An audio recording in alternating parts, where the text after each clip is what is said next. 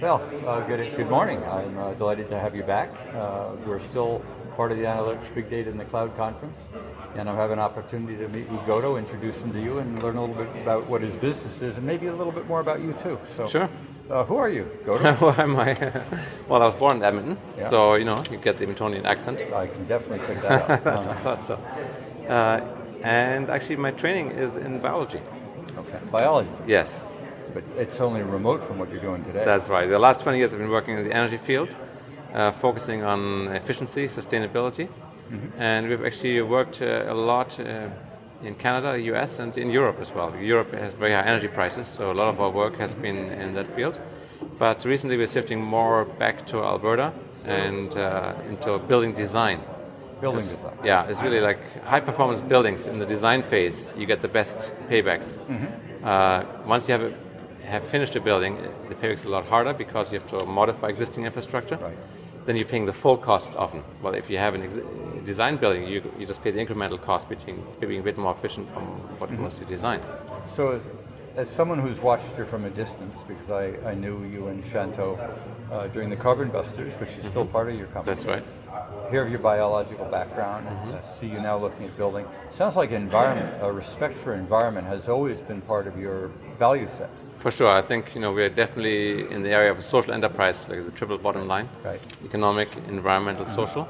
That's always been a goal for us, I think. But the word environment in itself has taken a few twists and turns over the years, from being almost Greenpeace, left-wing, radical, angry, to becoming almost a mainstream movement where everyone now seems to be conscious of a respect for the environment, whether they believe in climate change or not. Do we have to believe in climate change in order to be respectful of the environment? Well, I think we have a good science base for that, but there are many things we can do that make sense on both the environmental and the economic level. And so Carbon Busters work in the past 20 years, we have saved about $26 million for our client just in the self-funding programs alone. Incidentally saved 70 million kilograms of CO2 as well. Excellent. But that was entirely self-funding. Yeah. So basically our clients, large facilities, they would have simply a net benefit right from the very first year. And give me an example of a benefit. How do I get a benefit in either building or in modification? Right, so in the building, it would basically reduction in your utility costs, and that can arise from lower electrical costs, lower heating costs, and air conditioning, lower water costs, and also peak demand. In the case if your facility is large, you often have a peak penalty for the highest consumption of the year, and that doesn't save you consumption, but it saves you money. But this confuses me. I mean, most of our utilities have been monopolies set up by municipalities, for example. Right. If I'm running a monopoly, I'm not particularly happy that someone's using less of my product. How, in a monopolistic environment, are people going to reduce their utility costs? Or do we see more competition emerging? Yeah, I think that's a good point. I mean, some utilities are basically getting into the retrofit part of the business, so they're driving the change. They will reduce their consumption, but because they're making money on the retrofit component. Okay, so it's a rebalancing of revenue sources. That's right. It's basically more diversified. Yes, that's right. Another possibility is actually you can, depending on your regulatory environment, you can allow some utilities to raise the cost on a per kilowatt basis, kilowatt hour basis, but at the same time funnel some of that money into an efficiency program so that the consumption can drop and the company can make profit. Users can make profit, everybody wins. See, that's fascinating because most of us who think along the lines of utilities think of rape and plunder. And yet what I'm hearing is a movement to social and environmental responsibility, even among the utilities. Right, yeah. So I don't want to be judgmental, but I'm approaching it in what I think are simple terms, and yet I'm hearing it's not necessarily realistic that even bodies that are making money are listening carefully to changes in markets. So there's actually a market for environment. For sure. And think of NMAX. I mean, they have a big program where they're rolling out a photovoltaic system for your roof. They're basically providing the lease for it, and then you basically buy it back at the end. Now, in Europe, much of this was driven by government. If I go to Germany today, I see a different Germany than I did 15 years ago. I see panels on roofs. I see multiple units for recycling, and I see wind turbines everywhere. Right. North America tends to be more free market, meaning you don't get new technologies until there's an appetite in the market to push it, and you don't get a lot of government intervention to drive new technologies. Right. Now, if you look, for example, the feed-in tariffs, which Germany was kind of a leader. Feed-in tariff. The feed-in basically a fixed rate that you get, a guaranteed, rate, higher rate for renewable sources. It drove the adoption very rapidly in Germany, for example. Germany has about half the sunshine in northern Germany compared to Alberta, so we actually have much better physical environment for that. But they ramped up rapidly, and now the cost for installing renewables in the field of solar is about half of that in the US. So, and the benefit, of course, for them is that they gain long-term stability. Germany doesn't have a lot of resources, so they actually are less influenced now by global changes in energy prices. To adopt the feed-in tariff maybe to help drive the market. That's right. But does that feed-in tariff stay forever? No, it is progressively It declines. Did they try that in Ontario? I'm not sure. Okay, I'm trying to think whether we have any examples in North America. I mean, Ontario has a feed-in tariff, absolutely. I mean, they are, and has probably the most aggressive one in North America right now. And how does it work? Well, it is driving. Actually, they have a challenge right now from the World Trade Organization because they require part of the installation to be locally sourced from Ontario. Trying to increase the Ontario. Okay, interesting. Yeah, so it's interesting. Because I was going to ask whether or not Germany is now importing solar panels, etc., from China, or whether or not there is there's a big fight going on. They are imposing now a 47% tariff because they are saying there was price dumping going on, right? You've got to be an expert in economics to handle this passion that we have for environment, and yet you've got to work through all these government regs. For sure, on one side, we're on your side, but on the other side, we're not quite so sure. These transitions from one economy into adopting of new technology to another economy often bump into old regulatory. Sure. Yeah, I mean, it's fascinating. I mean, these changes, what drives these changes? Look at, for example, LED panels for computers. Right.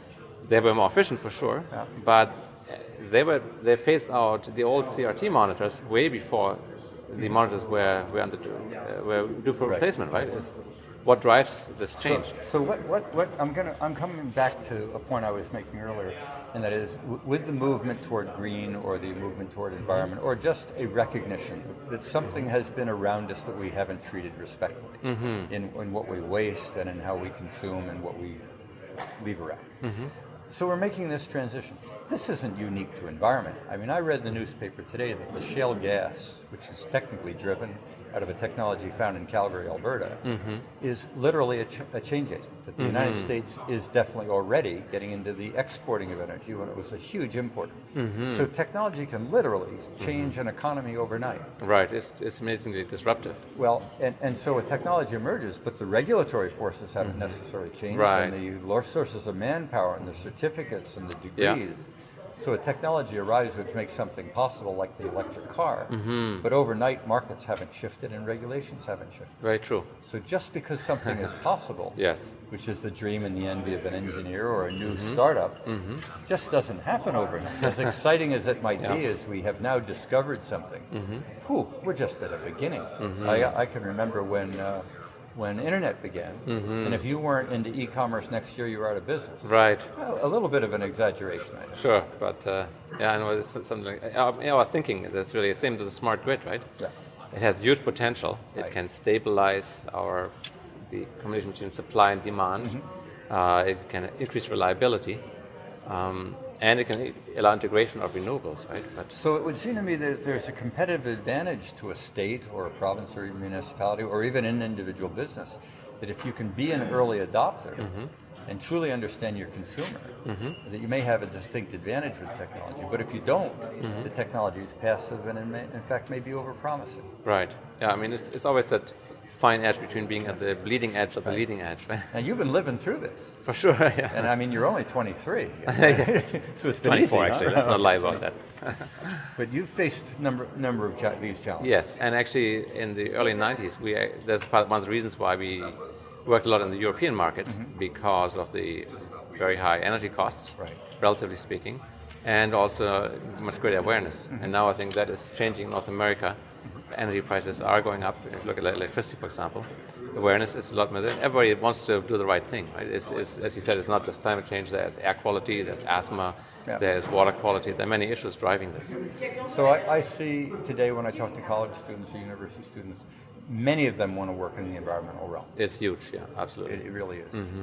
If you had to give some lessons, if you had a 23-year-old daughter or son who wants to become an entrepreneur, what would be a couple of the lessons that you might share with them? Well, I think I would look at a field where you see opportunity in the near to medium future. Not something that's too far away. For energy efficiency, for example, is very, very cost effective right now. It's a win-win. But renewables are also emerging. Clean tech, I think, is a huge sector, and I think it's the future. There's no question about it. I know, and you're well aware of some of the work that ABCtech did a few years ago when we did our first Clean Tech conference, and the resolution at the end of the conference was the formation of the Alberta Clean Tech Alliance. These NGOs do pop up and then take on a certain advocacy role to try and help develop that ecosystem or the infrastructure to support that market. Yeah. No, absolutely. I mean, it doesn't happen on its own, doesn't happen overnight.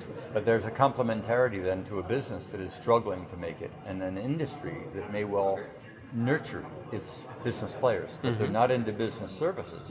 They're into regulatory matters or into financing matters to try and create that environment that will enable that small business to survive. Exactly.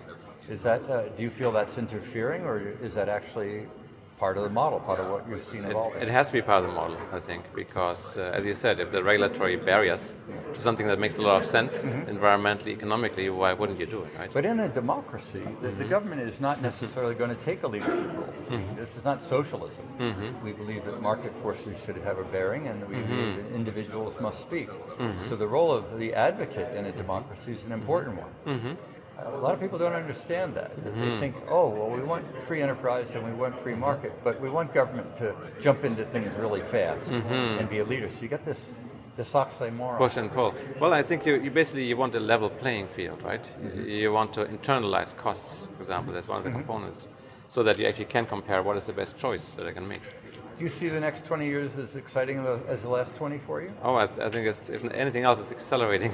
I didn't ask you for 50, but delighted to work with you, and I hope to see you over the next 20. Thanks, Barry. Excellent. Looking forward to that too. Great progress, and at times I thought you guys were going to fail and fall off. You've made it. Congratulations. Thanks.